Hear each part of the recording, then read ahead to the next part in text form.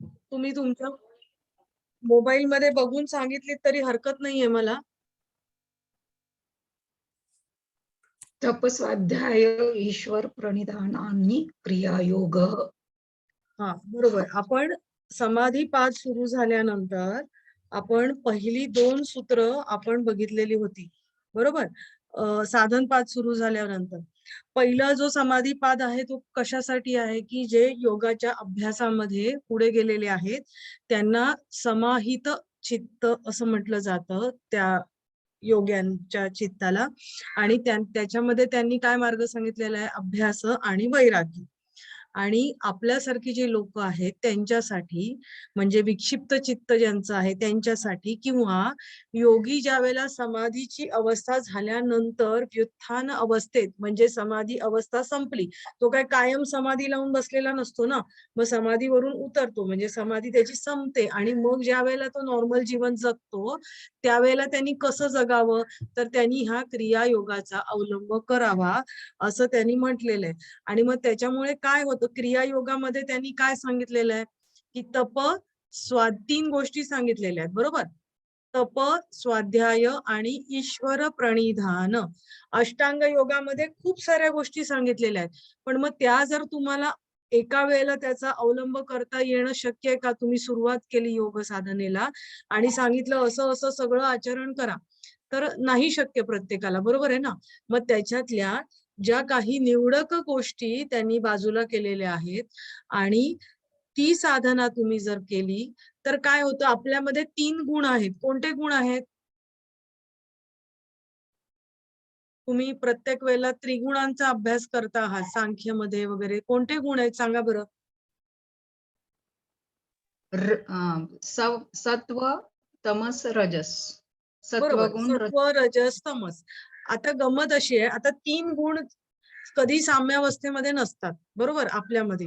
तर एक कुठला तरी जास्त झाला म्हणजे एक वाढला की बाकीचे 2 गुण बरोबर कमी होतात ना. 3 गुणांमध्ये एक वाढला तर बाकीचे कमी होणार की नाही, बरोबर आहे ना. एवढं समजतंय की नाही, ही साधी गोष्ट आहे ना. आपण 3 गुण आहे त्याच्यातला एक वरच्या लेवलला गेल्यावर तर 2 आपोआप खालच्या लेवलला येणार, बरोबर. तर क्रियायोगामुळे काय होतं, की क्रियायोगामुळे तुमचं रजस क्रिया असते, त्याच्यामध्ये तप करता तुम्ही किंवा स्वाध्याय करता आणि ईश्वर प्रणिधान हे नंतर की आपोआप तुमच्यामध्ये जे ईश्वराला समर्पण वृत्ती तुमच्यामध्ये निर्माण होते. तर तुम्ही तुमच्यातला रजस हा गुण थोडा वाढीला लागतो, बरोबर. मग रजस गुण वाढल्यानंतर काय होणार, सत्व आणि तमस कमी होणार की नाही, त्याचं प्रपोर्शन आपण कमी होणार ना. 100% असेल तर 100%मधला जर तुमचा 50% रजस गुण वाढला तर मग उरलेल्या 50मध्ये सत्व आणि तमगुण तुमचा येणार, बरोबर आहे की नाही. तर गंमत अशी होते की ही साधना कशी आहे, सात्विक स्वरूपाची आहे. म्हणजे ही तुम्ही करत गेलात, रजस गुण तुमचा वाढवतो, पण तुम्ही ही योग साधना कंटिन्युअस करत गेलात की काय होतं, तुमचा सत्व गुण आहे तो तुमचा वाढीला लागतो. का वाढीला लागतो? कारण त्यांनी काय म्हणलंय, त्यांनी इफेक्ट काय सांगितलाय क्रियायोगाचा पुढच्या सूत्रामध्ये सांगितलेला आहे. त्याचे 2 परिणाम त्यांनी सांगितलेले. कोणते 2 परिणाम सांगितलेत? आपण काल शेवटी बघितलं. त्याचं समाधी भावनार्थ क्लेश तनुकरणार्थश्च, बरोबर. म्हणजे तुमच्यामध्ये काय होतं, समाधी भावना निर्माण होते. आता समाधी भावना म्हणजे सात्विक वृत्ती आपोआप येणार ना ती भावना निर्माण होण्यासाठी. आणि मग ती का निर्माण होते, तर तुमचे क्लेश आहेत ते तनू होतात म्हणजे कृश होतात, म्हणजे कमी होतात, म्हणजे क्षीण होतात, बरोबर. म्हणजे त्यांचं प्रमाण आहे त्या क्लेशांचं ते कमी कमी कमी अगदी कमी व्हायला लागतं. म्हणजे क्रियायोग नुसता तुम्ही आधी अष्टांग योगाचं तुम्हाला नाही करता येते, ठीक आहे. वैराग्य भाव, अभ्यास आणि वैराग्य या 2 गोष्टी आहेत. तर विरक्ती कशी काय येणार आपल्याला आताच, हो की नाही. तर त्यांनी काय म्हटले, आधी क्रियायोगाला तुम्ही सुरुवात करा. मग ती करता करता आपोआप तुमच्यातल्या ज्या काही क्लेश आहेत तर ते तुमचे कमी व्हायला लागतात. तुमच्यातली समाधीची भावना आहे ती तुमची वाढायला लागते. म्हणजे हळूहळू तुम्ही समाधीच्या प्रती तुम्ही पोचायला लागता, आपोआप मग तुमच्या हातून पुढे अष्टांग योगाचं आचरण तुम्ही करू शकता. बरोबर आहे ना? आणि मग तुमची प्रज्ञा जागृत होते, म्हणजे पुढे पुढे तुम्ही समाधीच्याकडे तुमची वाटचाल आपोआप व्हायला लागते. हं, एवढं तुम्हाला कळलं क्रियायोगाचं? कारण क्रियायोगाचा तुम्हाला प्रश्न येऊ शकतो. मोठा प्रश्न सुद्धा येऊ शकतो. मग क्रियायोग कुठे सांगितलं आहे, कोणत्या सूत्रांमध्ये सांगितलेलं आहे, कोणत्या पादामध्ये सांगितलेलं आहे, त्याच्यानंतर त्याच्यात त्यांना काय कोणत्या लोकांसाठी सांगितलेलं आहे आणि मग त्याच्यामध्ये काय काय इन्क्लूड केलेलं आहे, कोणत्या 3 गोष्टी, मग त्या 3 गोष्टींचं पूर्णपणे त्याचं विवेचन तुम्ही लिहायचंय आणि त्याचं परिणाम, मग परिणामाचं सूत्र, मग ते सूत्र 2.2 आहे, तर ते सूत्र त्याचं पूर्ण विवेचन तुम्ही लिहायचं आहे. हा क्रियायोगाचा तुमचा पूर्ण प्रश्न तयार होणार आहे. एवढं लक्षात येतंय? एवढं समजले का? कारण का कशा प्रकारचे प्रश्न येतील हे पण तुम्हाला हळूहळू तुम्हाला आणि त्या दृष्टीने तुम्ही आता जर तुम्ही परीक्षा तुमची हळूहळू आपोआप नाही नाही म्हणता म्हणता लवकर जवळ येईल. तर ज्यावेळेला लेक्चर होतात ना, त्यावेळेला तुम्ही तुमचं तुमचं थोडं छोटं का होईना काहीतरी तुम्ही लिहून काढत जा त्या विषयाबद्दल आणि मग त्याच्यात तुम्हाला जी जी माहिती वाचनात येते, काही येते ती त्याच्यामध्ये ऍड ऑन करत जा आणि एक उत्तर तुमचं तयार करायचं आहे, की त्याच्यामध्ये काय काय सांगायचं आहे त्याच्याबद्दल आधी वाचन करा. वाचल्यानंतर मग ते लिहून काढा शॉर्टमध्ये. तर क्रियायोग झाल्यानंतर आता पुढचा जो टॉपिक आहे तो आहे पंचक्लेश. पंचक्लेश मध्ये कोणते 2 शब्द असतील? पंचक्लेश मध्ये कोणते 2 शब्द असणार आहेत? सांगा बरं. सोपं आहे. मराठीमधनं पण आपण सांगू शकतो हे. म्हणजे तो काही संस्कृत शब्द आहे म्हणून आपलं काही अडतंय अशातला भाग नाहीये. सांगा पटकन. पंचक्लेश. थोडा विचार मॅडम करा मेंदूला. हा, सांगा. सांगू का मॅडम? सांगा ना, सांगा. पंचक्लेश जे आहेत ना, अविद्या, अस्मिता, राग, द्वेष, अभिनिवेश. बरोबर. पण मी प्रश्न काय विचारला? पंचक्लेशमध्ये कोणते 2 शब्द एकत्र आलेले आहेत? हा प्रश्न मी विचारला. हो हो. पंच आणि पंच क्लेश. आणि क्लेश. बरोबर. पंच आणि क्लेश. तर पंच म्हणजे काय? 5. क्लेश आपण म्हणतो की आपण मराठीमध्ये पण क्लेश शब्द वापरतो. साधारण दुःख या अर्थाने क्लेश हा शब्द घेतलेला आहे. म्हणजे आपल्या पतंजली ऋषी काय म्हणतात की आपले जे दुःख आहे, दुःखाचं मूळ कारण काय आहे? तर ते म्हणतात की क्लेश आहे. आता आपण मागे ज्यावेळेला आपण योग आणि एज्युकेशन, योग आणि शिक्षण ज्यावेळेला आपण अभ्यास करत होतो, त्यावेळेला आपण विद्या 2 प्रकारच्या असतात असं आपण म्हणजे ऐकल्याचं तुम्हाला आठवतंय का? भारतीय तत्वज्ञानानुसार. हा, बरोबर. पराविद्या आणि अपराविद्या. तर आता पराविद्या म्हणजे काय? पराविद्या म्हणजे काय? भौतिक ज्ञान, स्वतःच्या अवतीभोवतीतलं ज्ञान. पराविद्या, पलीकडे जाण्याची विद्या असं समजा पाहिजे तर, म्हणजे लक्षात ठेवण्यासाठी आत्मविद्या थोडक्यात. पराविद्या म्हणजे काय? ब्रह्मविद्या, आत्मविद्या किंवा अपरोक्षानुभूती, म्हणजे असे वेगवेगळे शब्द त्याला वापरलेले आहेत.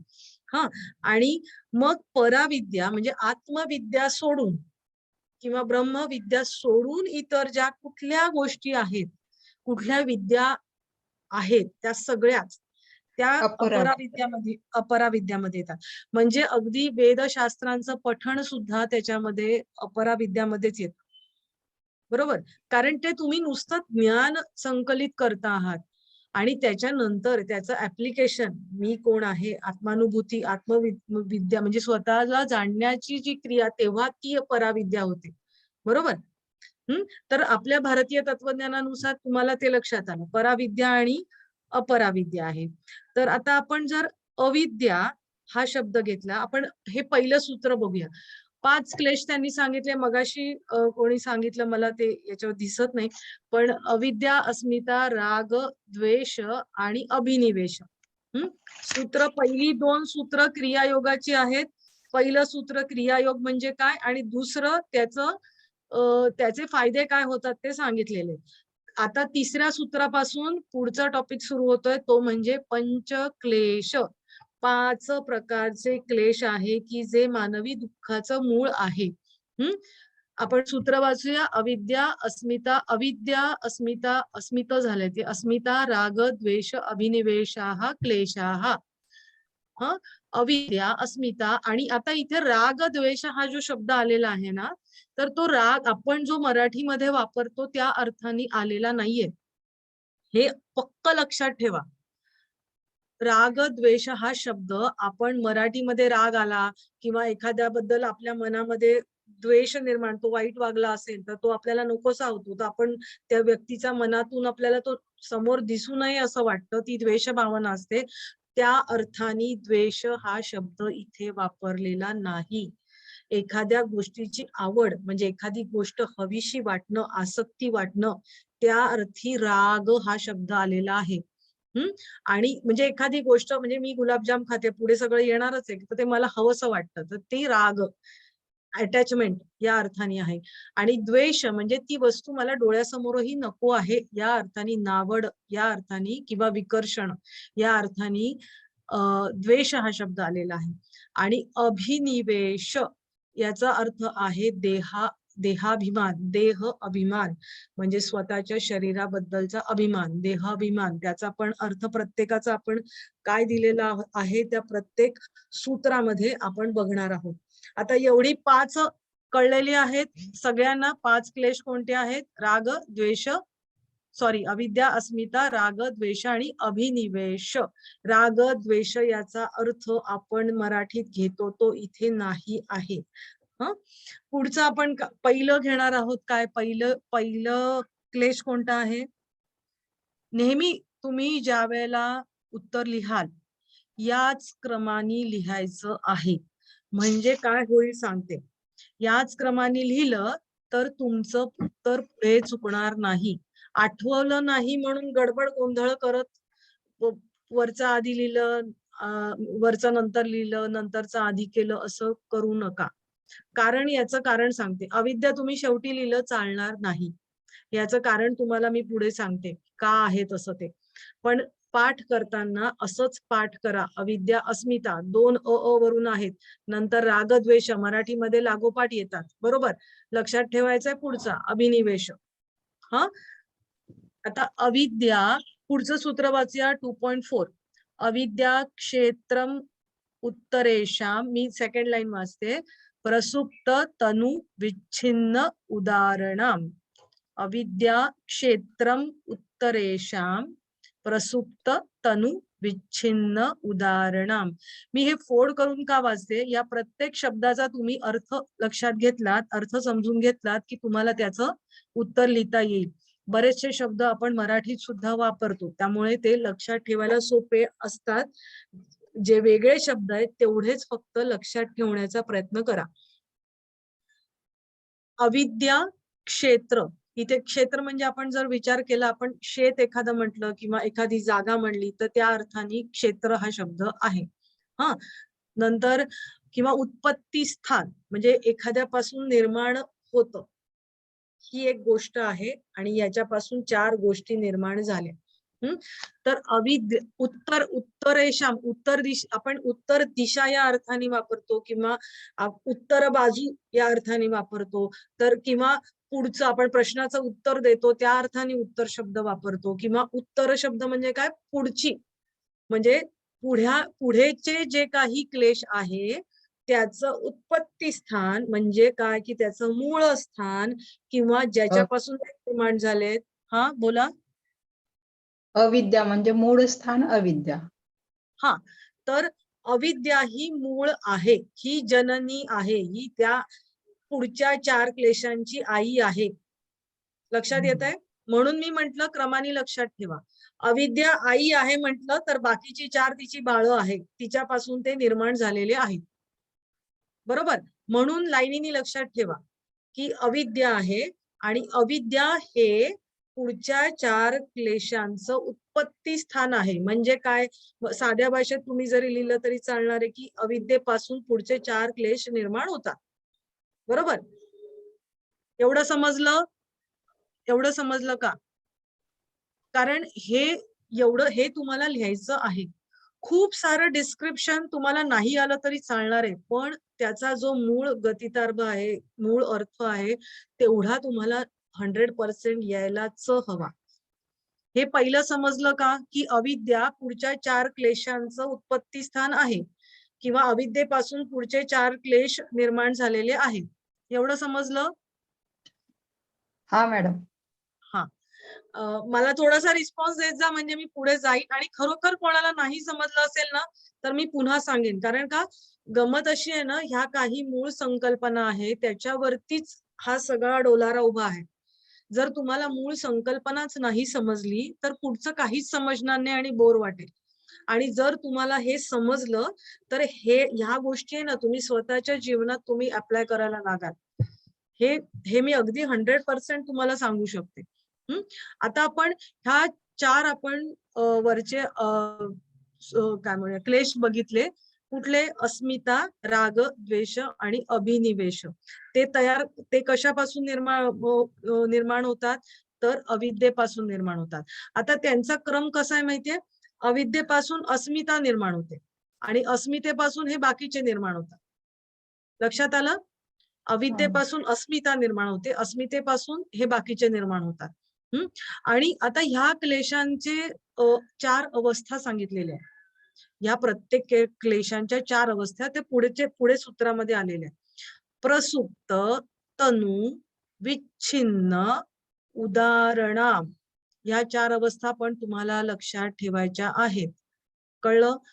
प्रसुप्त, तनु, विच्छिन्न, उदाहरणा.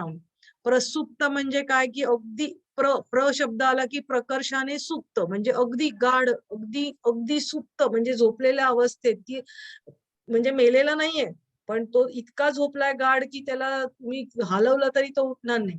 बरोबर? म्हणजे अशा स्थितीमध्ये ते आहेत. हा. दुसरी कुठली आहे? तनु. तनु शब्द आपल्याला याच्यामध्ये पण गेलाय.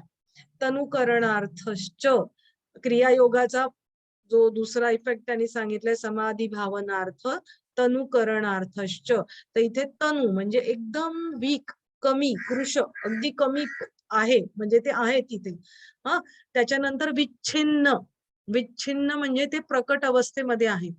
म्हणजे ते क्लेश, आता पुढे प्रत्येक क्लेश आपण समजून घेऊ, त्यावेळेला तुम्हाला कळेल की ते तुम्हाला दिसतात आहेत, इतरांना दिसतात आहेत, ते प्रकट अवस्थेमध्ये आहे. आणि उदार. उदार म्हणजे काय? अरे ते तर खूपच दिसतात आहेत. कळलं? विच्छिन्न मध्ये आता दिसेल नंतर नाही असं होऊ शकतं. उदार म्हणजे काय? कायमस्वरूपी तुम्हाला दिसतात आहेत. आता याचं आपण कसं आहे ते आपण पुढे बघणार आहोत. आता इथपर्यंत समजलेलं आहे. पहिलं सूत्र आपण काय बघितलं? अविद्येचं. अविद्या क्षेत्रम उत्तरेशाम प्रसुप्त तनु विच्छिन्न उदाहरणाम. पहिली लाईन तुम्ही काय लिहिणार? अविद्या हे अस्मितादी 4 क्लेशांचे उत्पत्ती स्थान आहे, किंवा अविद्येपासून पुढचे अस्मिता आदी क्लेश निर्माण झाले आहे. आणि त्या क्लेशांच्या अवस्था आहेत. त्या कुठल्या अवस्था आहेत? प्रसुप्त, तनु, विच्छिन्न आणि उदार. ह्या 4 अवस्था आहेत. ह्या तुम्हाला लक्षातच ठेवायच्या आहेत. एक मिनिट आता पुढे.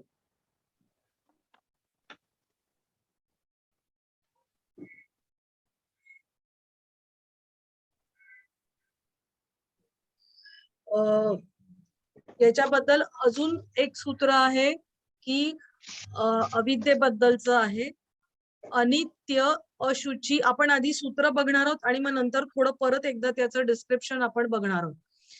अनित्य, अशुची, दुःख, अनात्मसु, नित्य, शू पहिला आणि ची पहिला आहे. शुची, सुख, आत्मख्याती, अविद्या. अनित्य, अशुची, दुःख, अनात्मसु, नित्य, शुची, सुख, आत्मख्याती, अविद्या. आता ह्याच्यामध्ये जर तुम्ही या सूत्राचा अर्धा भाग केला, कुठून अर्धा भाग करायचा आहे? अनात्मसू पर्यंत अर्धा भाग आणि अनात्मसूच्या पुढचा अर्धा भाग. हे लक्षात येत आहे? अनात्मसू पर्यंत अर्धा भाग आणि नित्यपासून पुढचा अर्धा भाग. आता अनित्यला तुम्ही नित्य समजलात, पुढचं याला हे लावायचंय, जोड्या जुळवा असतात ना, तसं. हम्म. अनित्यला नित्य समजलात म्हणजे तुम्हाला सूत्र लक्षात ठेवायला पण किती सोपं आहे तुम्ही बघा. अनित्यला नित्य समजलात, अशुची म्हणजे अपवित्रला पवित्र समजलात, शुची म्हणजे पवित्रता, शुचिता आपण शब्द वापरतो बरोबर. तर अपवित्रला पवित्र समजलात, दुःखाला सुख समजलात, अनात्मसु अनात्मसु म्हणजे अनात्मा हा शब्द त्याच्यामध्ये आहे. अनात्म जे आपलं नाही ते अनात्म. तर त्या अनात्मला तुम्ही आत्म समजलात. आणि ख्याती, ख्याती म्हणजे काय तर एखादी प्रज्ञा म्हणजे विद्या. तर आत्मख्याती हा शब्द आहे. तर त्याला अविद्या असं म्हटलं जातं. म्हणजे अविद्या कशाला म्हणायचं त्याचं हे डेफिनेशन, त्याची व्याख्या आहे. हे कळलं का? विद्याची ही व्याख्या आहे. अविद्याची व्याख्या काय आहे? अनित्य, अशुची, दुःख, अनात्मसु, नित्य, शुची, सुख, आत्मख्याती ही अविद्या. अनित्य, अपवित्र, दुःख आणि अनात्म हे अनुक्रमे नित्य, पवित्र, सुख आणि आत्म आहे असे वाटणे हे अविद्येचे स्वरूप आहे. अविद्येबद्दल आलं तर अविद्येची ही 2 सूत्र तुम्हाला लिहायची आहेत. म्हणजे कोणी जर ओरलला सुद्धा वायवाला विचारलं तरी अविद्येबद्दल ही 2 सूत्र तुम्हाला जर आली तर ह्याच्याबद्दलचं डिस्क्रिप्शन तुम्हाला लिहायचं आहे. आता हे जेवढं आपण सूत्र बघितली, 2 सूत्र बघितली, तर ह्याच्यामध्ये तुम्हाला काही मी सूत्र पुन्हा एकदा सांगणार आहे. पण आता आपण नुसती वाचली तर हे कोणाला नाही समजली असं काही आहे का? एखाद्या शब्दाचा अर्थ नाही समजला असा आहे का? म्हणजे आपण त्याचं डिस्क्रिप्शन आता घेणार आहोत, पण तरी सुद्धा शब्दाचा अर्थ एखाद्या नाही समजला असं आहे का?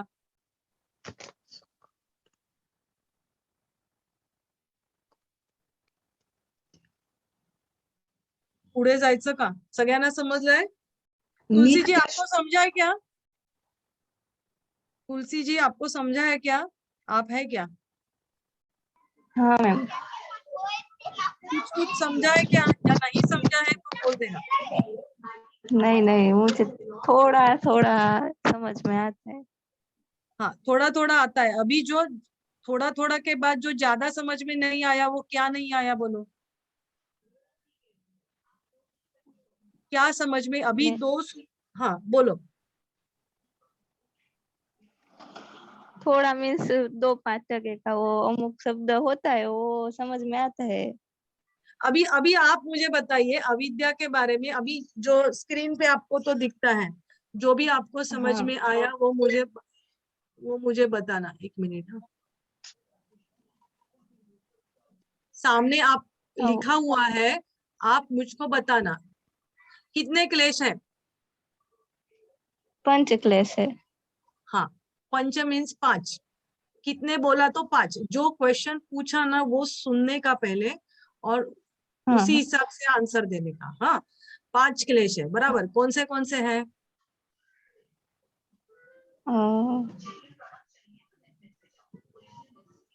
अविद्या, अस्मिता, आवड़, नावड़, राग द्वेष. आप ऊपर का ही बोलो.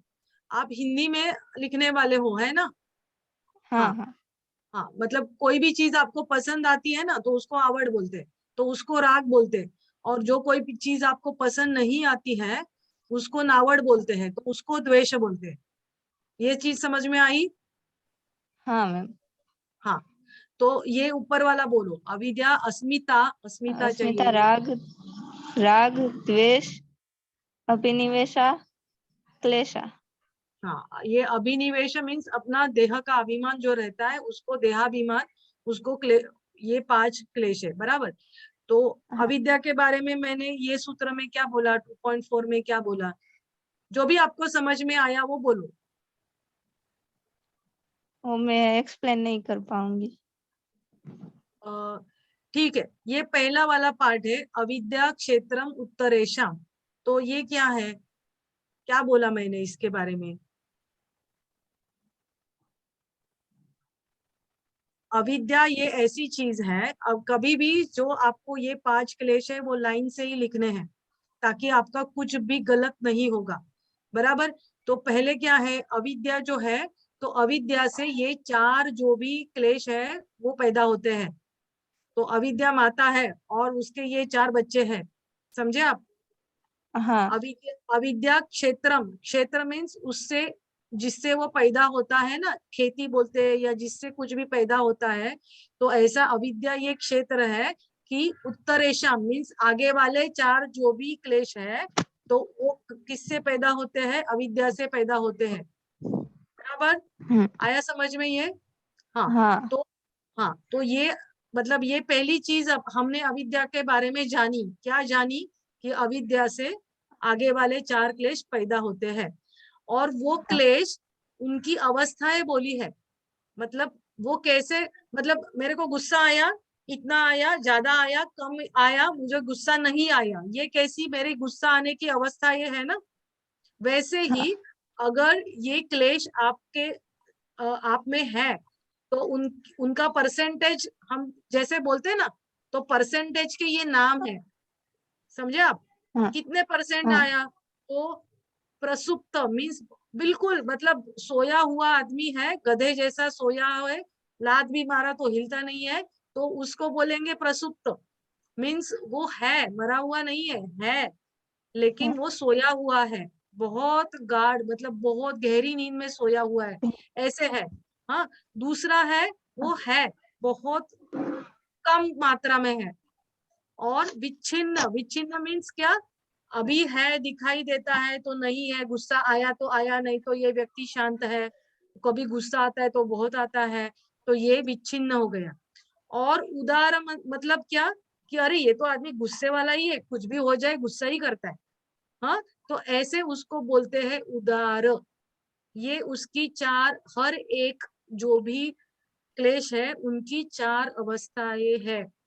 प्रसुप्त, तनु, हाँ आप सभी अपने मन में बोलो, जितने आप बोलोगे उतने आप समझ पाओगे। प्रसुप्त, तनु, छिन्न, उदार, बराबर, इतना समझ में आया। हाँ मैम। हाँ, तो बाद में है अविद्या का डेफिनेशन है, अविद्या किसे बोलते हैं वो बताया गया है आगे वाले सूत्रों में, वो हम बाद में उसका डिस्क्रिप्शन पढ़ेंगे, मतलब बताऊंगी मैं। अनित्य को नित्य माना जाता है, मतलब जो भी चीज, अभी खाली आप वर्ड्स में समझो, बाद में उसका हर एक का मीनिंग मैं बताती हूँ। अशुचि मीन्स क्या, जो गंदी चीज होती है, अपवित्र चीज होती है, उसको शुचि मानना मीन्स पवित्र मानना। दुख है, उसको सुख मानना। अनात्म है, जो भी अपना नहीं है उसको आत्म मानना अविद्या कहा गया है। ये अविद्या का डेफिनेशन है। इतना समझ में आया अभी। हाँ हाँ, पक्का। हाँ तो अभी बाद में मैं आपको ही पूछने वाली हूँ, तो आप पूरा ध्यान देना, और नहीं समझ में आए तो पूछना, ताकि बाकी ठीक है लोगों को भी फिर से समझ में आएगा। हाँ, ठीक है। वो मुझे उसके ऊपर वाला है ना, किसके ऊपर वाला। प्रसुप्त, प्रसुप्त वो 4 तनु, हाँ, मैं वो बताती हूँ, बता। हाँ, ठीक है, वो बताती हूँ, वो संस्कृत वर्ड है, तो उसके बारे में हम जानेंगे अभी। अ, आता आपण अविद्या म्हणजे काय बघितलं, आणि आता पुढे त्यांच्या त्या 4 अवस्था काय आहेत ना त्या बघणार आहोत. प्रसुप्त, तनु, विच्छिन्न आणि उदार. प्रत्येकाचे शब्द आपण कंसामध्ये त्याचे दिलेले आहेत. तर एखादी, आपण एखादा झाड बघितलं, तर त्या मोठ्या झाडाचं बीजरूप म्हणजे त्याचं बी, सीड रहता है हर एक ट्री का, तो मतलब एक पूरा झाड़ है तो उसका बीजा हम बोलेंगे तो कितना छोटा होता है ना, तो वैसे जब भी रहता है तो उसको बोलते हैं सुप्त या प्रसुप्त, या निद्रिस्त बोलेंगे तो भी चलेगा। ये पहली वाली चीज है प्रसुप्त के बारे में। अगर हम चलो हम एक झाड़ ही लेते हैं, और उसके बारे में वैसे ही ये वर्ड्स हम समझ में लेते हैं। तो जो बीज रूप रहता है तो वो बीज रूप है ये सुप्त अवस्था या निद्रिस्त अवस्था। मतलब वो बीज से कोई भी झाड़ आया नहीं है, लेकिन ये बीज में एक क्षमता है ना, बी मध्ये क्षमता आहे की एक झाड उगवण्याची, बरोबर आहे की नाही? एवढं समजताय? त्या बी मध्ये क्षमता आहे झाड उगवण्याची. सुप्त अवस्थेतला क्लेश आहे, त्याच्यामध्ये क्षमता आहे की पुन्हा त्याच्यातून क्लेश निर्माण होण्याची. पण आता आहे का? आता अजिबात नाहीये. तो एकदम एकदम एकदम एकदम कमी अवस्थेमध्ये आहे. त्याला म्हटलेलं आहे सुप्त. हा, आता ते बीज आहे ते आपण पेरलं आणि त्याच्यातून एक रोप आलं. तर ते रोप कसं असतं, ते कोवळं नवीनच त्याच्यातून अंकुर फुटलेला आहे अजून. हा, तर ते जे आहे अंकुर फुटलेली जी अवस्था आहे, तर त्याला म्हटलेलं आहे तनु. पुरुष कम, बहुत कम मात्रा में. प्रसुप्त आणि तनु ह्या दोन गोष्टी समजल्या का?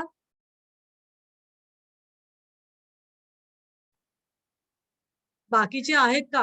म्हणजे बोर होत असेल तर तसंही सांगा, म्हणजे मी अजून सोपं काय करून सांगण्याचा प्रयत्न करेल. प्लीज कोणीतरी रिस्पॉन्स द्या.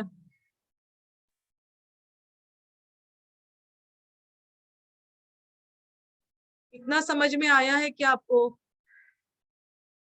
प्रसुप्त और तनु. मेरा आवाज आ रहा है सबको? सर बालाजी सर आवाज येतोय का? हो मॅडम येतोय. कोणच अरे बोलत मग नाही, काय माहिती काय हाँ, झालं. काय घरी काय खाना खाने को बैठे क्या सब लोग? नहीं हाँ? मैडम, मुझे तो अनम्यूट कर रहे हो होस्ट। हाँ, म्यूट करके रखे है ना, इसलिए नहीं बोल पा रहे। मॅडम प्रसुप्त परत एकदा सांगाल?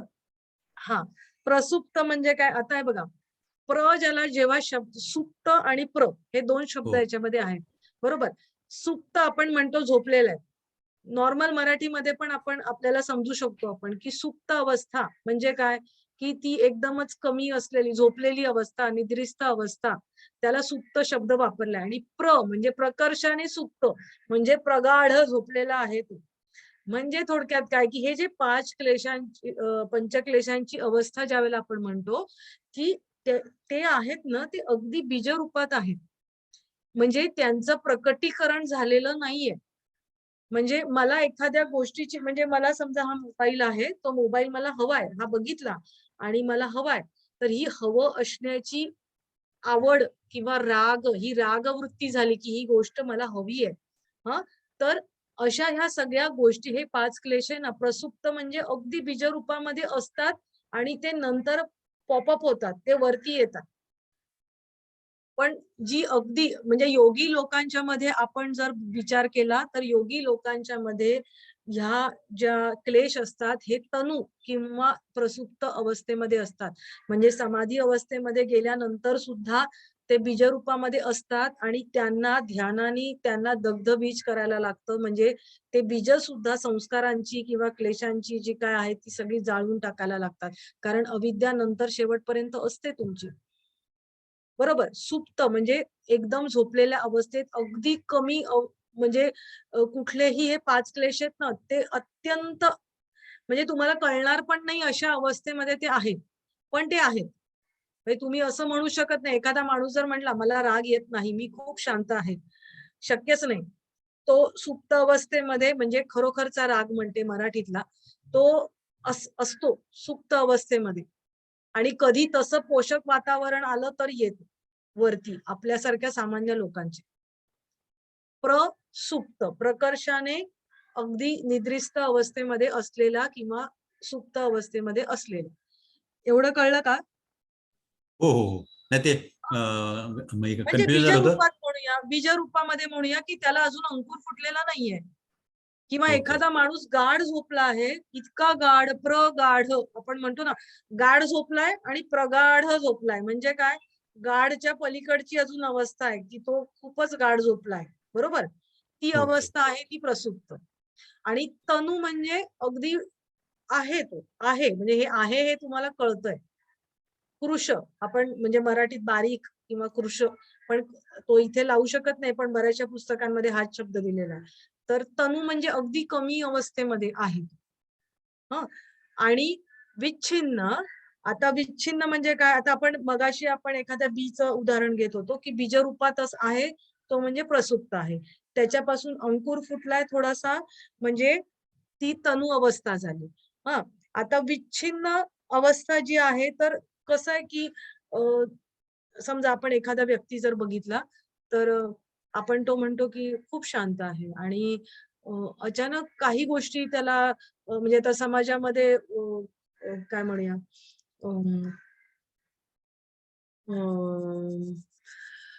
जाती धर्मावरून ज्या वेळेला